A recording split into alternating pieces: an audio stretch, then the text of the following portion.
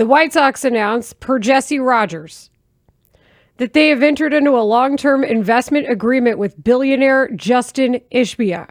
Quote, the agreement provides that from 2029 to 2033, Reinsdorf will have the option to sell the controlling interest to Ishbia after the 2034 season. And this continues in another tweet. Ishbia will have the option to acquire the controlling interest. In the event of any such future transaction, all limited partners of the White Sox would have the opportunity to sell to Ishbia at that time. So we now have a publicized, at least per Jesse Rogers, secession plan when it comes to ownership of the White Sox. Something we had suspected was the case when Ishbia originally decided to pull out of his interest with the Minnesota Twins to buy more shares of the team. And now we're seeing what that intent was really behind. We also saw Justin Ishbia randomly at the Cubs game last week. Yes. And you were like, why is he at the Cubs game? Because I thought the White Sox were the team that he was interested in. And now we're finding out that indeed is still the case. You can also go to baseball games. Chris Emma tweeted out this quote from Jerry Reinsdorf after announcing that deal with Justin Ishbia. Having the incredible opportunity to own the Chicago White Sox and be part of Major League Baseball for nearly 50 years has been a life-changing experience. I have always expressed my intent to operate the White Sox as long as I am able and remain committed to returning this franchise to the level of on-field success we all expect and desire. Chuck Garfien of CHSN, the longtime White Sox pre- and post-game host, as we know, also posting pictures of the announcement that appears to be official language from the White Sox, that being Chuck's relationship, so that's where I assume that comes from. And he summarizes it as saying this: Jerry Reinsdorf and Justin Ishbia have an agreement that establishes a framework for Ishbia to obtain a future controlling interest in the White Sox. I said succession plan. Either way you look at it, I think what many of us suspected whenever he decided to buy those shares and what was the decision process when he decided to not have as many with the Twins is happening right now. Yeah, and we were kind of pushed. There was pushback from, I believe, the Reinsdorf camp on that wasn't the intent. Or at least some sort of effort to clarify. Right. That he was still going to have the controlling interest. But this is the big one right here, because he's saying the controlling interest now, there's an option for Ishbia to get in on that. And our friend James Fegan notes this: no transition will occur before 2029. Yeah, that's when it starts. The window is from 2029 again to 2023 that Reinsdorf will have the option to sell the controlling interest to Ishbia.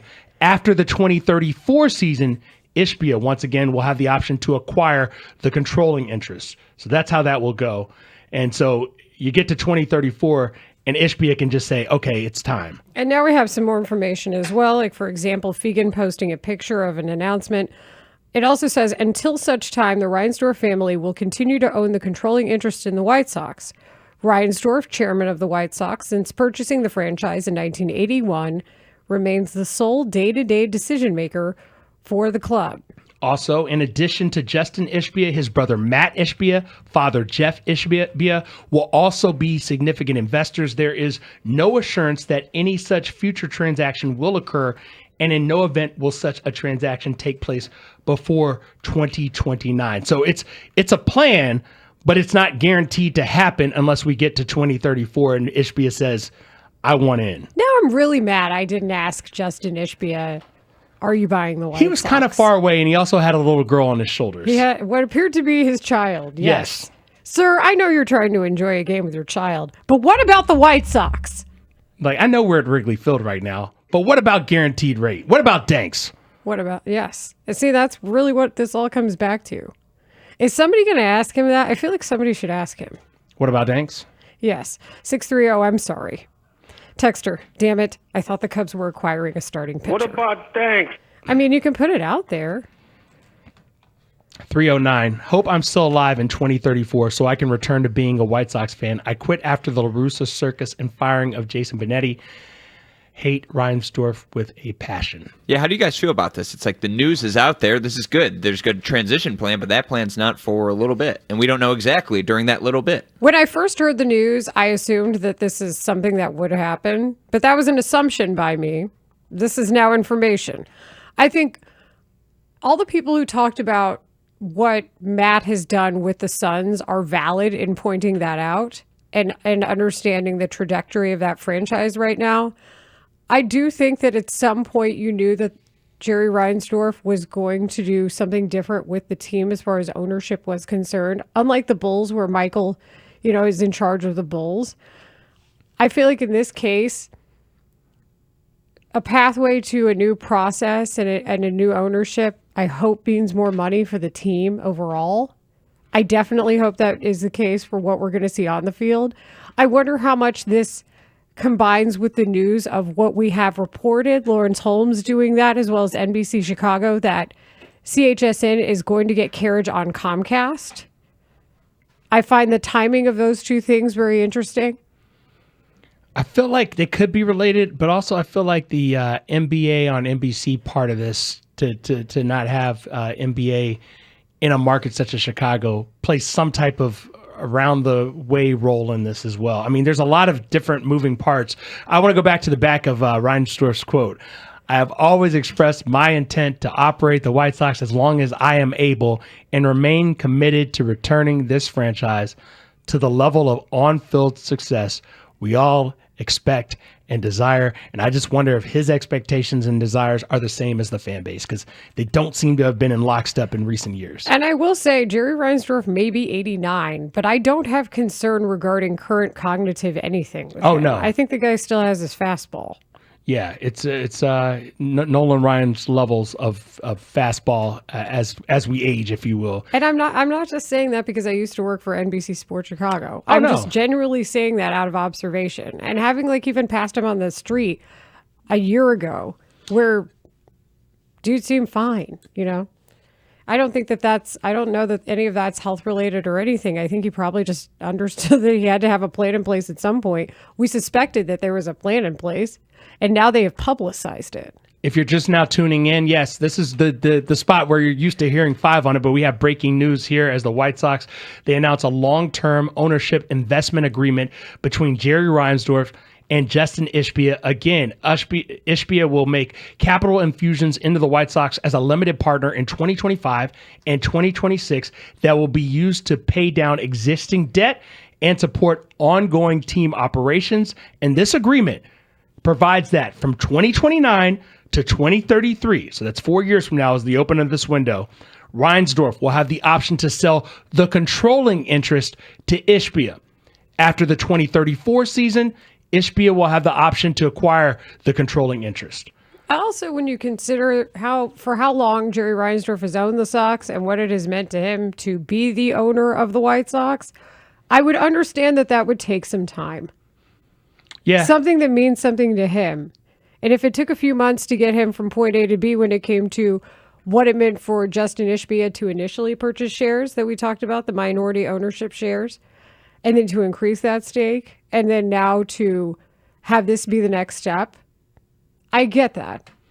This all makes sense to me. And if you're a White Sox fan, this has to be some good news, because you were wondering, well, when is Jerry going to sell the team? Is Jerry going to sell the team? Would you have to wait until death, really, to see a change in ownership? But this is a clear outline of a plan in which Jerry Reinsdorf will be moving the White Sox under the guise and ownership to Justin Ishbia. The point also that you make about debt, like that you read in that statement, I think they're noting that for a big reason. And I think they're also letting people know that there is a monetary piece to this that will immediately affect the team. That's good information. That's solid as far as understanding how this could help them in the future and even now. Well, I would say it's not even about the future. It's as far as down the road. This is immediate future, because if you're paying down existing debt, supporting ongoing team operations, could we see the salaries swell? Could there be more investment? Listen, I don't know a lot about Justin Ishbia as far as sports goes, but I know a little bit about Matt Ishbia, and he's one of the guys involved in this along with their father, Jeff. They like to make things happen and quickly. Maybe a little too quickly in some cases. I'm looking at you, Phoenix Suns and Phoenix Mercury. Right. But at least there is a want to there. I think the fact that also there is action behind the want to, and there's effort and some sort of, we're going to change how this goes, that is a big piece of it. Another notable part about at least the Phoenix Suns ownership is when we're talking about the CHSN discussion, one of the things that they did in Phoenix was they made the games, a certain amount of NBA games for the Suns, available over the air. And that's been a common practice for a lot of NBA teams recently, even in bigger markets, for example, where some of these games are available on traditional TV where you don't have to have cable. And the ratings skyrocketed for those games. And that turns into reinvestment in your team on the part of the fans. So the access and at least the CHSN piece of this also being now reportedly distributed on Comcast, I think that that's big for this as well. That's why I said I think this could all be related to not only where the Bulls are, obviously the Blackhawks, and of course the team that's in season right now, the White Sox, to what you just mentioned. After the purchase of the Suns, the Ishbias, they said, okay, this regional model's not working. They went to an independent station, Arizona's Family in Phoenix, 70 games over the air. That's where you find their games, over the air. If only we knew of a team or two or three that did that whole independent station thing. Are you taking us back to the Superstation era? I mean, that's where I first started watching Cubs games here and there, and Braves. Yeah, WTBS, WGN, and of course, I watched a lot of Mets games on WOR growing up. And access was kind of how you determined fandom at times. But I think in this case, when it comes to this piece of news, we did a lot of the emotional reacting to this when it first happened. Like, I remember walking on a Saturday and listening to Inside the Clubhouse and being stopped in my tracks because I was hearing what Bruce Levine had to say. In fact, I know we've got Megan Montemurro coming up next segment, and that was pre-planned, but I know Bruce has been involved in this reporting, and so has John Greenberg, by the way, of The Athletic. That's something where he also discussed this and was one of the first people to do so because he was part of the initial news that broke. We've been mentally and emotionally reacting to this for a long time already. Yeah, I think we were mentally prepared for something to be announced at some point, and hopefully we can get someone maybe in that 12:45 slot to talk about this further. But this is big news, Leila, and I think it's a step in the right direction for the fan base, for the city, to understand what might happen going forward with the Chicago White Sox. Yes, and Matt Spiegel always uses the phrase like billionaire hobbyist. You want the billionaire hobbyist to buy your team as a hobby.